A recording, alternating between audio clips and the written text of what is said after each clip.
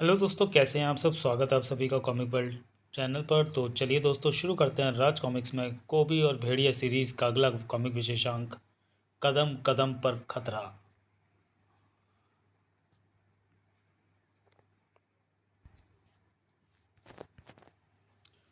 संजय गुप्ता पेश करते हैं कदम कदम पर खतरा, जंगल के जल्लाद कोबी और भेड़िया का एक शक्तिशाली कॉमिक विशेषांक।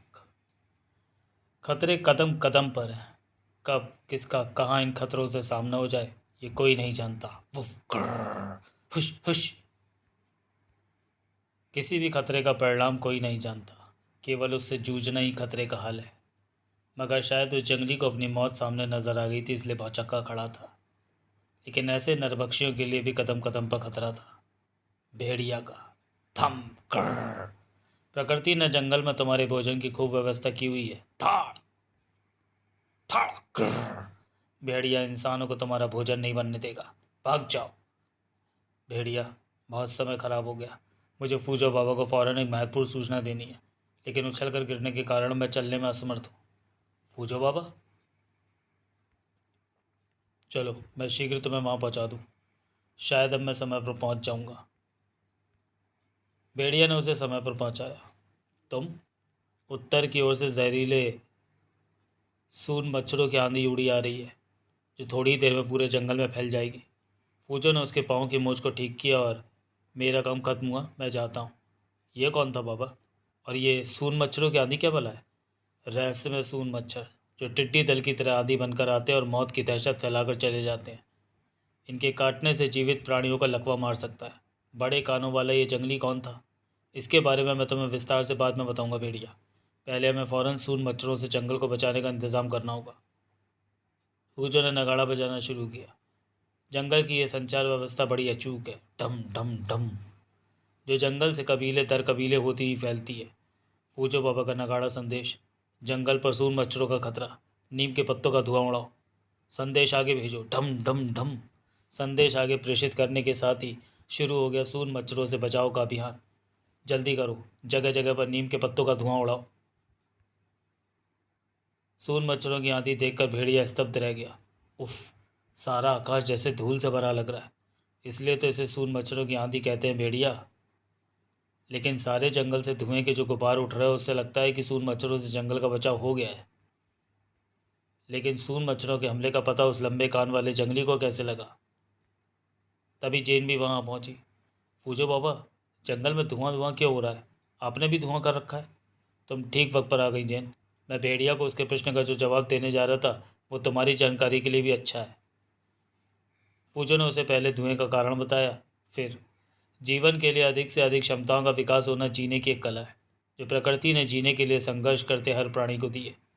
सच्चाई यह है भेड़िया, अगर प्रकृति की कठोरता के अनुसार इंसान में क्षमताओं का विकास ना होता तो जीवन संभव नहीं होता। मानव में धीरे धीरे उसकी क्षमताओं का विकास हुआ। मानव को मौसम का ज्ञान हुआ तो उसमें उनसे बचने की क्षमताएं विकसित हुई।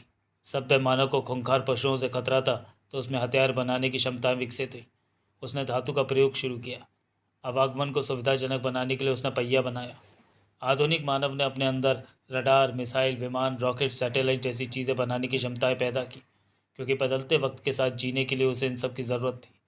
मानव ने प्रकृति के ही खतरों को नहीं बल्कि खुद अपने द्वारा पैदा किए गए परमाणु बम जैसे खतरों से भी निपटने का इंतजाम कर लिया। बाढ़, तूफान, आंधी, वर्षा, भूकंप, ज्वालामुखी पृथ्वी इत्यादि जैसे प्राकृतिक खतरों का पता कर इंसान ने तो अपनी सुरक्षा का इंतजाम कर लिए, लेकिन पशु पक्षी या कीड़े मकोड़े क्या करें? आखिर जीवन तो उनमें भी है।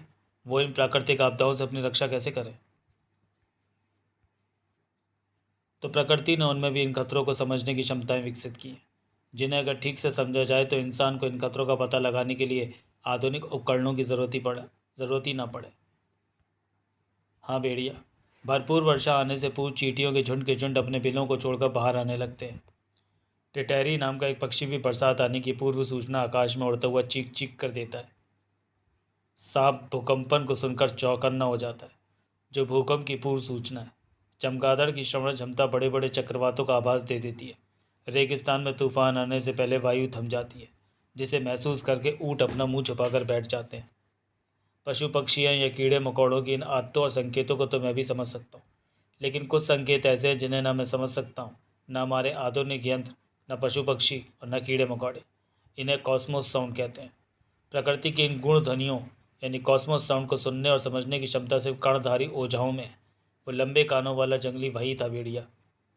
इन्हें जंगल का मौसम विभाग ही कहना होगा।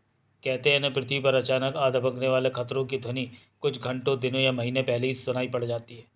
कमाल की क्षमता है। हाँ भेड़िया, पहले तो ये अपनी क्षमता का प्रयोग केवल अपने कबीलों की रक्षा के लिए ही करते थे, पर मेरे संपर्क में आने के बाद अब ये पूरे जंगल की नहीं, पूरी पृथ्वी की रक्षा के लिए सूचनाएं देने को तत्पर है।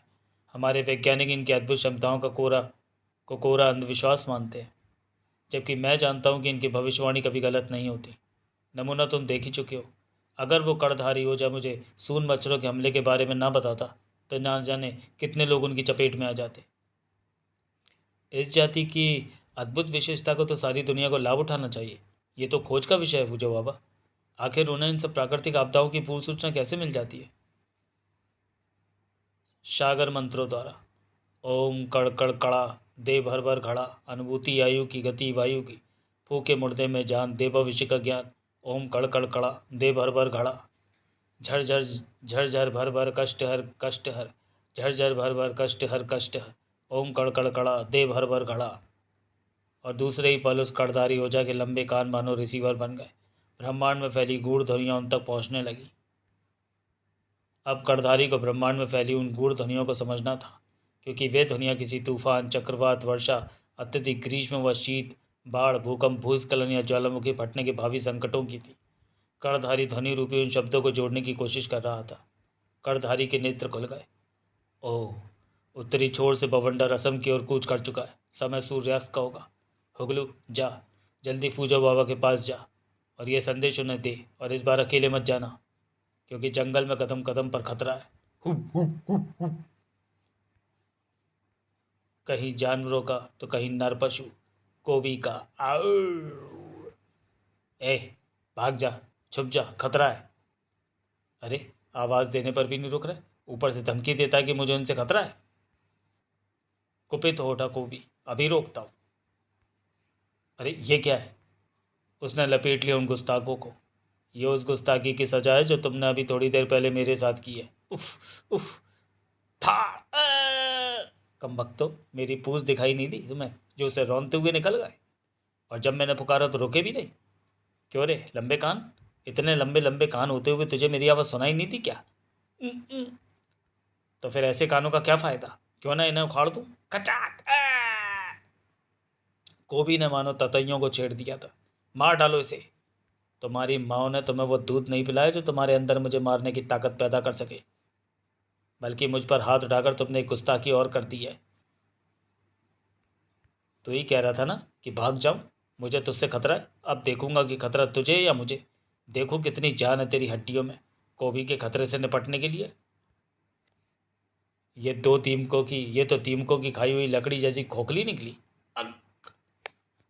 पतझड़ के खड़े ठूठ जैसी कमज़ोर।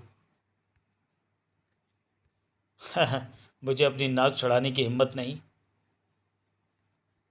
और मुझे मारने चले थे। थम! आइंदा देख कर चलना कि रास्ते में मेरी पूछ पर पाँव ना पड़ जाए और मुंह से गलत बात न निकले। ची ची गर। वो हनु पूजो बाबा को वहाँ ले आया था। ओह, ये तो कड़धारी है।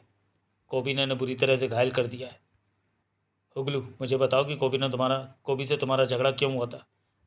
हम तो तुम्हें आने वाले बवंडर की सूचना देने आ रहे थे, लेकिन उस शैतान ने, जिसे तुम कोबी कह रहे हो, इनका ये हाल कर दिया। मदद करने का अच्छा फल मिला मैं। हुगलू, उफ, क्या हुआ तुम सबको? कड़धारी ओझा सांसी, सब कुछ जानकर सांसी गुस्से से लाल पीला उठा। ओह फूजो, इसका मतलब तुम उस शैतान कोबी को जानते हो? फूजो, तुम्हें उसे हमारे हवाले करना होगा। हम उसे मृत्युदंड देंगे। क्रोध मत करो सांसी, जो हुआ उसका मुझे दुख है। कोबी की मनमानियों से हम खुद भी परेशान हैं, लेकिन वह अद्भुत है, शक्तिशाली है, चमत्कारी है। कुदरत का अजीबोगरीब करिश्मा है। उसकी मनमानियों को रोकने के लिए हम उसे दंड नहीं दे सकते, क्योंकि वो पशु बुद्धि है। उसे किसी भी तरह से समझाया नहीं जा सकता। वो एक पागल मदमस्त हाथी की तरह है, जिसका रास्ता रोकने की कोशिश करने वाला खुद मुसीबत में फंस जाएगा। शायद इस जंगल के सारे कबीले एक होकर भी उसकी चमत्कारी शक्तियों का मुकाबला न कर पाए। ऐसे प्राणी को बल से नहीं बुद्धि से वश में किया जाता है। तुम हमारे सामने उसकी शक्तियों का बखान मत करो फूजा। अभी हमारी शक्तियों को कहाँ देखा है तुमने, पर अब देखोगे। हाँ फूजो, अब देखोगे, तुम भी और तुम्हारी जंगल की दुनिया भी, वो शैतान को भी। हमें इस जंगल की रक्षा करने का जो इनाम मिलना था वो मिल गया। अब हम किसी भी प्राकृतिक आपदा या खतरे से तुम्हें आगाह नहीं करेंगे, और उस कोबी को भी ऐसा मजा चखाएंगे कि वो अपनी शक्तियों के बारे में भूल जाएगा और हमसे तौबा करेगा। तब वो तुम ही होगे फूजो जो उसे हमारी शक्तियों के बारे में बता रहे होगे। वही सब बातें तुम्हें एक बार फिर दोहरानी होगी फूजो, जो कोबी की शक्तियों का बखान करते वक्त तुमने कुछ देर पहले मुझसे कही थी। नहीं, ऐसा मत करो। सुनो, रुको हसासी। कोबी के सिर पर मंडराते खतरे के प्रति चिंतित हो उठा फूजो। मेरी तो कुछ समझ में नहीं आ रहा कि अब क्या करूं, क्योंकि अब कड़धारी एक तो भविष्य में आने वाले खतरों के प्रति हमें आगाह नहीं करेंगे, जिसका खामियाजा पूरे जंगल को भुगतना होगा। दूसरे कोबी के सिर पर सासी नंगी तलवार बनकर लटक जाएगा। कड़धारियों के सागर मंत्रों की कोई काट नहीं भेड़िया, वो कुछ भी प्रलय ढा सकते हैं कोबी पर। और बवंडर के जिस खतरे के प्रति वो हमें आगाह करने आ रहे थे, अब उसका भी पता नहीं चलेगा। पता नहीं क्या होने वाला है। कुछ नहीं होगा बाबा, मैं कोबी को मनाऊंगी कि वो कड़धारियों से अपने किए की क्षमा मांग ले। अगर ऐसा हो गया तो समझो कि उस फल सूरज पश्चिम से उदय होगा और शेर घास खाना शुरू कर देंगे। जंगल में कोबी के ठिकानों का पता सिर्फ जैन को ही है। कोबी, कोबी, कोबी। ओह जैन, आओ जैन, तरबूज खाओ, देखो कितना मीठा है। खूब पेट भरकर खा लो कोबी, ताकि तुम्हें भूखे पेट मरने का मलाल ना रहे। क्या मतलब, किसकी मौत आई है जो कोबी को मारेगा? उसका नाम प्रकृति है, जिससे कोई टक्कर नहीं ले सकता। तुमने कर्जदारियों को नाराज़ कर प्रकृति के खतरों के असर को बढ़ा दिया है। ये वो खतरे हैं जिनसे कर्जदारी समय रहते फूजो बाबा को सावधान कर देते थे, और फूजो बाबा सारे जंगल को, जिससे जान माल की कम से कम हानि होती थी। पर अब ऐसा नहीं होगा, और ये तुम्हारी वजह से होगा। तुम अपनी शक्ति के बंद में चूर होकर पागल हो गए हो। अच्छा भला मीठा तरबूज खा रहा था, पर तुम्हारी नीम जैसी बातें सुनकर मुंह कड़वा हो गया। कोबी, ये सब नहीं चलेगा। मैं ये कहने आया हूँ कि ये सब नहीं चलेगा। कोबी, चलो मेरे साथ। अरे वाह, गिरेबान पकड़ कर ले जाओगी? दादागिरी है क्या? पहले गिरेबान छोड़ो, फिर बात करो। वास्तव में तो तुम्हें नकेल डालने की ज़रूरत है कोबी, लेकिन इस वक्त मैं बहस में नहीं उलझना चाहती। लो, तुम्हारा गिरेबान छोड़ दिया, अब चलो। पर कहाँ? करदारी हो जा सरदार सांसी के पास, अपने किए की क्षमा मांगने। हा हा हा, छड़ा दी ना मेरी हंसी। कभी तो सोच समझ कर बात किया करो जैन।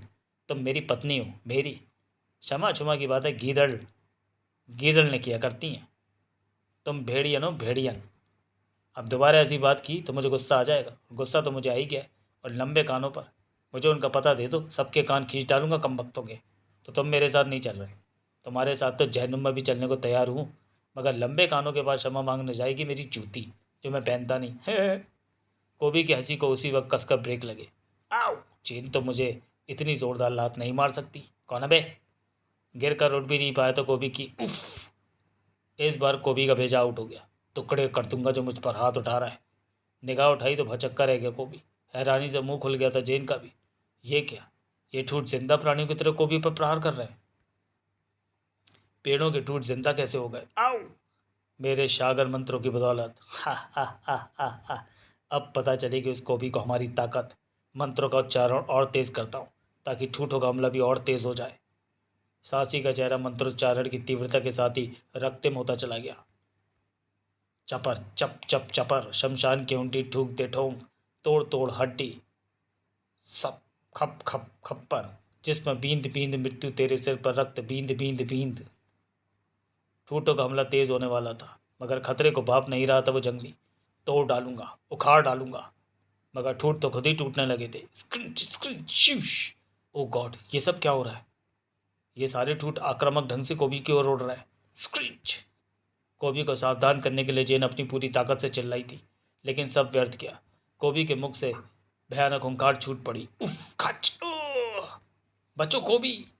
पुनः गला फाड़कर चिल्लाई जेन, कोबी। कोबी की हालत देखकर सांस जैसे उसी की रुक गई थी। महाभारत के भीष्म पितामह की तरह गिर पड़ा था कोबी। उफ, ये ज़रूर करदारी ओझाओं का मारण हमला है। वो कोबी से बदला ले रहे हैं, लेकिन वो नहीं जानते कि वो कितना बड़ा अनर्थ कर रहे हैं, हत्या कर रहे हैं। जंगली खूंखार पशु मरना या मारना जानता है, क्योंकि सोचना उसकी प्रवृत्ति नहीं। सोचता सिर्फ इंसान है, जो कि कोबी नहीं है, उन्हें कोबी की हत्या करने का कोई हक नहीं। तुम्हें कुछ नहीं होगा कोबी, तुम्हें कुछ नहीं होगा। मेरे शरीर पर कोई भी घाव हो तो वो तुरंत भर जाता है, लेकिन ये ठूठ जब तक मेरे शरीर में धंसे रहेंगे मुझे भीषण पीड़ा का एहसास कराते रहेंगे। इन्हें निकालने के लिए मैं अपनी पूरी ताकत लगा दूंगी कोबी। स्टिंच। कह रही थी कि करधारियों से क्षमा मांगने मेरे साथ चलो, पर तुम्हारे सिर पर तो हर वक्त घमंड का ताज रहता है। क्षमा मांगने से तुम्हारी शान घटती है ना। उफ। पूरे जंगल के साथ साथ खुद को भी मुसीबत में डालना तुम्हें शायद अच्छा लगता है। डालो, ज़रूर डालो। किसी दिन ऐसी किसी तुम्हारी बुलाई बुलाई मुसीबत का शिकार तुम्हारी जेन भी हो जाएगी, तब रोना सिर पकड़ कर। पर तुम क्यों रोगे? जान तो मेरी जाएगी। मेरी जान से तुम्हें क्या सरोकार। अच्छा, आश्चर्यजनक रूप से बढ़ते चले जा रहे थे कोबी के घाव। सुर्ख आंखों में भूचाल लिए उठा कोबी। और बहुत देर से तुम बकवास किए चली जा रही हो और मैं सुने चला जा रहा हूँ, चाहे वो मुसीबत मेरी बुलाई हुई या अपने आप आई हुई हो। याद रखना जेन कि अगर तुम्हें कभी किसी वजह से ज़रा भी आँच आई तो ये जंगल जंगल नहीं रहेगा, रेगिस्तान बना दूंगा इसे। हाँ जेन, रेगिस्तान बना दूंगा। याद रखना, न कोबी का सिर कटेगा न किसी के आगे झुकेगा। सिर ऊंचा रहे हमारा। कोबी रुक जाओ। मगर कोबी के हट के कारण जेन विवश थी, क्योंकि जब तक कोबी और भेड़िया एक थे तो भेड़िया की इंसानी प्रवृत्ति कोबी की प्रभु पशु प्रवृत्ति को नियंत्रित रखती थी। पर अब सब कुछ उल्टा था। जेन मानती थी कि कोबी का जन्म जंगल का दुर्भाग्य था। भेड़िया करधारियों का कोबी पर हमला शुरू हो चुका है। वो कुछ भी कर सकने में सक्षम है। कोबी अपने हेकर स्वभाव के कारण इस खतरे को नहीं समझ रहा है। वो समझेगा भी नहीं। उसे बचाने का एक ही तरीका है कि उस पर नज़र रखी जाए ताकि करधारियों के हमले से उसे बचाया जा सके। तुम खामखा उसके पीछे पड़ी रहती हो। अरे मैं तो कहता हूँ कि एक बार पढ़ने तो उसकी जान मुसीबत में। उसे भी तो पता चले कि कोई उससे भी ज़्यादा ताकतवर है। मैं डरती हूँ भेड़िया कि कहीं ऐसा करके हम कोबी को खो ना दें। मैं तुम्हें पहले वाले भेड़िया के रूप में देखना चाहती हूँ, और वो तभी संभव है जबकि कोबी सही सलामत रहे। जंगल की रक्षा को जो दायित्व तुमने संभाला है भेड़िया, वो कोबी के बिना बिल्कुल मुमकिन नहीं। जेन का कहना ठीक था, मगर फिलहाल तो वो जैसा था वैसा ही था। बेखौफ, निडर, अक्खड़, हेकड़। उस हेकड़ का सिर झुकाने की पूरी कोशिश में थे उससे खार खाए कड़धारी जिनका नेतृत्व कर रहा था सांसी। ठूठ हमले से बच गया, लेकिन इस बार नहीं बचेगा। रूहानी मंत्रों को मैं उसकी निश्चित मौत बना दूंगा। सांसी को समस्त चेहरे पर जैसे उस मौत का रास्ता। रू रू कर रुख। उत्तर में शिकार रूहानी शक्ति। वायु को दे आकार। महाकाल फेंक जाल। तोड़ तोड़ ढाल। निंद्रा खुले न कर बाला बाका बाल। सासी के रूहानी मंत्र का शिकंजा कोबी पर फंस गया। कोबी का शरीर एकाएक की हवा में उठ गया। उसका शरीर किसी गैस भरे गुब्बारे की तरह उड़ता चला गया। क्या इसी खामोशी के साथ मौत की नींद में समा जाने वाला था कोबी? शायद समझ ही जाता, लेकिन अरे ये क्या? ये तो किसी की पूँछ है। इस पूँछ को तो मैं लाखों पूँछों में भी पहचान सकती हूँ। ये कोबी की पूँछ है। कोई अज्ञात शक्ति उसे उड़ाए लिए चली जा रही है भेड़िया। और यह अज्ञात शक्ति करधारी हो जाए की है। उसने कोबी पर दूसरा वार किया है। हमें कोबी को बचाना होगा भेड़िया। इस कोबी ने तो हम सबकी नाक में दम कर रखा है। खैर आओ। इसके उड़ने की गति गैस के गुब्बारे की तरह। इससे पहले कि वो इस राहदारी से आगे निकल जाए, मैं भागकर इसके अंतिम छोर पर पहुंचता हूँ। यहाँ से मैं कोबी के शरीर पर कूद लगाऊंगा। शीश। लेकिन ये क्या? मैं तो सोच रहा था कि मेरे वजन से नीचे को गिरेगा, पर ऐसा नहीं हुआ। ये तो अभी भी पूर्वत ओढ़ रहा है। नीचे भागती नजर आई जेन। क्या हुआ भेड़िया? क्या तुम इसे नीचे नहीं ला पा रहे? नहीं, मेरे वजन का इस पर रत्ती भर भी असर नहीं हुआ। मैं इसकी पूँछ को पकड़कर इसे खींचती हूँ। नहीं, ऐसा मत करना। भेड़िया की चेतावनी का जेन पर कोई असर नहीं हुआ। जेन भी साथ ही उड़ती चली गई। भेड़िया, ये तो अभी भी नीचे नहीं आ पाया, बल्कि ये तो मुझे भी उड़ाए लिए चला जा रहा है। तो मैं मना किया था कि इसकी पूँछ पकड़ने को। भेड़िया, मेरे हाथ इसकी पूँछ से फिसल रहे हैं। पूँछ छोड़ दो, तुम ज़मीन से सिर्फ 4-5 फीट की ऊंचाई पर ही हो। नहीं भेड़िया, जब तक ये नीचे नहीं आएगा मैं इसकी पूँछ नहीं छोड़ूंगी। इसका शरीर और अधिक ऊंचाई की तरफ जा रहा है। मैं इसे रोकने की कोशिश करूँगा। तुम पूँछ छोड़ दो। नहीं, अब छोड़ना भी मत, क्योंकि तुम उस नदी के ऊपर हो जिसमें मगरमच्छ है। भेड़िया, पूँछ मेरे हाथों से फिसल रही है। पूँछ छूट गई तो जिंदगी भी तुम्हारे हाथों से छूट जाएगी।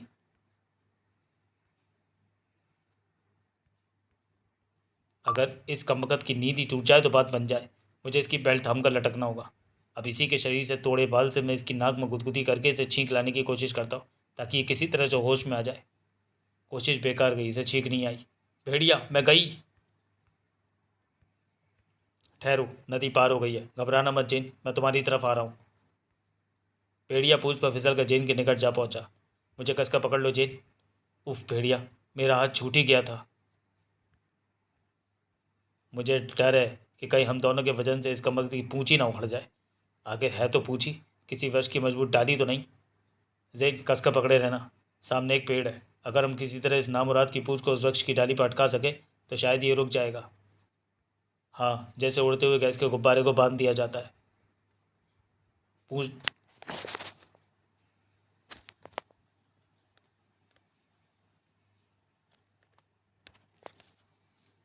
पूंछ डाली पर अटक गई जेन, तुम दूसरी शाखा पर कूद जाओ ताकि मैं भी किसी डाली पर पाँव जमा कर इसी पूंछ को इस डाली से बांध दूँ। ये तो लगता है पूरा वृक्ष ही उखड़ जाएगा। ट्रिंच क्लंच। नीचे कूदो जेन, मुझे लगता है ये वृक्ष तो उखड़ कर ही रहेगा। हाँ, हमें भगवान को याद करना चाहिए, अब तो वही मालिक है कोबी की ज़िंदगी का। क्लंच। नजर आया फूजो। फूजो बाबा, कोबी को बचाइए, ची ची। मुझे इस अप्रत्याशित घटना की खबर चील से मिल चुकी है। इसे कैसे रोका जा सकता है बाबा? कोबी को बचाने और नींद से जगाने का एक ही तरीका है, इस वृक्ष में आग लगा दी जाए। लेकिन अगर ये तरकीब बेकार गई तो कोबी को इसी आग से भी खतरा हो सकता है, क्योंकि फिर वो भी इसे जला सकती है। लेकिन हमारे पास इसके अलावा कोई दूसरा चारा नहीं है। खतरा कदम कदम पर है। उम्मीद है कि लपटों के कोबी तक पहुंचने से पहले ही आग की तपिश इसकी नींद खोल देगी। लेकिन फूजो बाबा, अगर नींद जल्दी नहीं टूटी तो मुझे डर है कि शायद इसे उड़ाकर भयानक लाल दलदल की तरफ ले जाया जा रहा है, दलदल में फंसा कर मारने के लिए। फिलहाल ये रस्सी लो और इसके फंदे मैं कोबी को फंसा लूँ, जल्दी करो। भेड़िया ने फंदा कोबी की ओर फेंका। स्विश। ठीक इसी पल होश में आ गया कोबी। ओ ये क्या, मैं उड़ कैसे रहा हूँ? मेरी कोशिश सफल हो गई, वो होश में आ गया। अब वो नीचे गिरेगा, इसे खींचो वरना ये नीचे जलते पेड़ पर गिरेगा। फाड़। कोबी, अपनी पूंछ वृक्ष के ऊपर से खोल लो। मेरी पूंछ जलते पेड़ पर किसने बांध दी और मुझे ऊपर से किसने गिराया? लो भेड़िया, ये खतरा तो टल गया। खतरा? कैसा खतरा? मैं बताती हूँ। जेन उसे सब कुछ बताती चली गई। फूजो ने बताया, कोबी, कड़धारियों ने तुम पर रूहानी शक्ति का प्रयोग किया था, जिसके फलस्वरूप अदृश्य पेश शक्तियाँ तुम्हें दलदल की तरफ उड़ाए लिए चली जा रही थी। रूहानी शक्तियों को चील ने जिसने मुझे आकर सूचना दी, और मैं फ़ौरन मशाल लेकर भाग पड़ा, क्योंकि प्रेत शक्तियाँ आग या दिन के प्रकाश के आगे लगभग निष्क्रिय हो जाती है, और वैसा ही हुआ। जेन कोबी के लिए चिंतित थी। कोबी, अब भी समय, जिद छोड़कर करधारी हो जा, सांसी के बाद चलकर अपने किए की क्षमा मांग लो। फूजो बाबा उनसे प्रार्थना करके सब ठीक ठाक कर लेंगे। मैं उनके पास जाऊंगा तो सही, लेकिन क्षमा मांगने नहीं, उन्हें मौत देने। और मैं जानता हूँ कि तुम्हारे फूजो बाबा मुझे उन दुष्टों का पता नहीं देंगे। कोई बात नहीं, मैं खुद ढूंढ लूँगा। अगर कभी तो मिलेंगे मुझे, फाड़ कर सुखा दूंगा। उन्होंने अपनी शक्ति तो दिखा दी, मैं भी उन्हें अपनी शक्ति दिखा दूंगा। ये मोटी बुद्धि है, ये न मानने का। घबराओ नहीं, मैंने चील को इसके पीछे लगा दिया है। इस प्रकार हम उस पर नज़र रख सकते हैं। लेकिन बाबा, इससे क्या होगा? कोबी पर आने वाला खतरा टल तो नहीं जाएगा? क्या किसी तरह सांची को ये हमले रोकने के लिए नहीं बनाया जा सकता? क्या हम कोबी को रोक सकते हैं? अगर हम कोबी को रोक सकते हैं तो उन्हें भी रोक सकते हैं, अन्यथा नहीं। अरे, ज़मीन पर पड़ी जो चीज़ देखी थी उसे देखकर तीनों भौचक्के रह गए थे। बाबा, आपकी चील! कोबी ने इसे पूंछ से पकड़कर गिरा दिया होगा। अब क्या होगा? जेन को तो इस बात की चिंता थी कि अब क्या होगा, लेकिन सासी को नहीं थी। कोबी की किस्मत ने इस बार भी उसे बचा लिया, अन्यथा लाल दलदल में दफन हो चुका होता कोबी। मगर मैं चुप नहीं बैठूंगा, इस बार सागर से भी भारी शाबर मंत्रों से मारूंगा उसे। धीम कड़ाम कड़ाक, मेघ गड़ाम गड़ाम, धन धड़ाम धड़ाम, बम बड़ाम बड़ाम, वर्षा थमके, विद्युत चमके चमके, धमके गिरे जमके। धीम कड़ाम कड़ाम, मेघ गड़ाम गड़ाम। ओ ये क्या, आकाश तो अच्छा भला साफ है, ये बिजली क्यों चमकने लगी? बिजली से चमक नहीं रही थी, वो तो लपक भी रही थी कोबी की ओर। अरे, ये तो गिर रही है। और फिर आई पच बेटा कोबी। क्रांग। ऐसे मौसम में तो बिजली नहीं चमकती, चमकती भी है तो दो बार किसी एक ही शरीफ भेड़िए पर नहीं गिरती। ज़रूर कुछ गड़बड़ है बेटे कोबी, और ये गड़बड़ भी उन्हीं लंबे कानों वालों ने की होगी जिनकी मैं अभी तक ऐसी की तैसी नहीं कर पाया। ओह, एक भी टकरा गई तो भस्म कर देगी। कोबी ने फौरन पूछ 30 फीट दूर उस वृक्ष पर फेंक कर मारी जो उससे जा लिपटी। सिश! और दूसरे ही पल कोबी रबड़ के सिरे पर बंधी बॉल की तरह खुद भी उस वृक्ष की तरफ खिंचता चला गया। इस बार कोबी वहाँ होता तो कतई न बचता। उसका कड़ कड़ाम हो गया होता। बाल बाल बच गया। कड़ कड़ाम। पर अबे पूछ पुराण, बंदरों की तरह कूद कूद कर ऐसे कब तक बचेगा? कोई आदमी या जानवर होता तो गदा मारकर सिर तोड़ देता। बोल, कैसे करेगा बिजलियों का मुकाबला? जेन का कहना मान लेता तो तेरे बाप का क्या जाता। अब भुगत भुगत। हाँ हाँ, भुगत लूँगा। अबे मैं तो ऐसा जीव हूँ जो कभी कभी अपनी बात भी नहीं मानता। फिर जेन तो मेरी पत्नी है, पत्नी की बात यहाँ कोई नहीं मानता। मेरी बात ना मानकर कोबी ने भयानक भूल की है भेड़िया। सुनो, बिजलियाँ कड़कने की आवाज़ सुनो। आकाश बिल्कुल साफ है। ये बिजलियाँ कहीं कोबी पर ना कड़क रही हों। अगर ऐसा हो भी रहा होगा तो हमारे पास मुसीबत क्यों गई काटने। ऐसे ढीठ इंसान को तो मर जाना ही अच्छा है बाबा। और बाबा, हम उधर कहाँ जा रहे हैं बिजलियों के बीच में? वो कमबख्त को भी तो मरे गई, हम भी मरना चाहते हैं क्या? भेड़िया, चीख पड़ी जैन। कोबी की जान खतरे में है, हमारा कर्तव्य उसे बचाना और बार बार समझाना। वो ऐसी रस्सी है जो खुद जल जाएगी पर जिसके बल नहीं जाएंगे। अगर तुम उसे इस स्थिति से बचाना भी चाहती हो तो पहले मुझे बताओ कि आकाश से गिरती बिजली को तुम कैसे रोकोगे, और वो भी उस हालत में जबकि गिरने वाली सारी बिजलियों का निशाना सिर्फ और सिर्फ कोबी ही होगा। मत भूलो भेड़िया कि एक बार पहले भी ऐसे खतरे से हमारा सामना हुआ था और मैंने बिजलियों को धूल में मिला दिया था। उसी समय जंगल भीषण गड़गड़ाहट से गूंज उठा, साथ ही गूंजी वह चीख। आ! यह चीख तो कोबी की है। कोबी कोबी। चीख कोबी की थी क्योंकि इस बार बिजली उसके शरीर में पेवस्त हो गई थी। आ! बिजलियों के झटकों से धड़ाम से नीचे जा गिरा तो कोबी। इसी के साथ बिजलियाँ गरजनी व गिरनी बंद हो चुकी थी। न जाने किस शक्ति से वशीभूत होकर खिंचे चले आए थे उसकी भेड़िया फौज के सिपाही। बेसुध पड़ा था कोबी। भेड़ियों की कूं कूं से वातावरण में दहशत भरी मनुष्यत फैल रही थी। इधर सासी के गले से अट्टहास उबल पड़ा। हो गया खत्म। हा हा हा हा। हो गया खत्म वो चमत्कारी शक्तिशाली अद्भुत जानवर कोबी। जैन सबसे पहले उस जगह पर पहुंची जहां मातम मनाते लग रहे थे भेड़िया। नहीं, ये तो कोबी है जो भेड़ियों के बीच बेसुध पड़ा है। कहीं इस बार सफल तो नहीं हो गई सांसी की मारक मंत्र शक्ति? कहीं नहीं नहीं, ये नहीं हो सकता, ऐसा सोच भी नहीं सकती मैं। जैन को पहचानते थे भेड़िए। बंद करो ये मनुष्य ध्वनि। कोबी, कोबी उठो कोबी। लेकिन जैन का भी ध्यान नहीं था कोबी के जिस्म में हो रही उस अद्भुत क्रिया पर। कोबी का जिस्म साधारण जिस्मों की तरह नहीं था जिसके खून को सुखा जाती वो बिजलियाँ। उसके शरीर पर उसके प्राण रक्षक आभूषणों ने उसे अद्भुत बना दिया था। उसके शरीर में समा गई बिजली उसके शरीर से बाहर को बहकर ज़मीन में समा रही थी। कोबी, क्या हुआ तुम्हें? उठो, तुम्हारी सांस चल रही है। कुछ नहीं होगा तुम्हें, कुछ नहीं हो सकता तुम्हें। क्यों चिल्ला रही हो? कोबी, तुम? हाँ, मैं कान के पर्दे हिला दिए, शुक्र है कोई पर्दा फटा नहीं। ओ कोबी, तुम ठीक हो? Thanks God. भेड़ियों की कूं कूं वुफ वुफ की प्रसन्नता में बदल गई। Woof woof. अरे, तुम्हें यहाँ किसने बुलाया? अपने आप ही आ गए? ओह, शायद तुमने सोचा होगा कि मैं बिजली गिरने से मर गया और तुम लोग मेरी लाश पर रोने आ गए।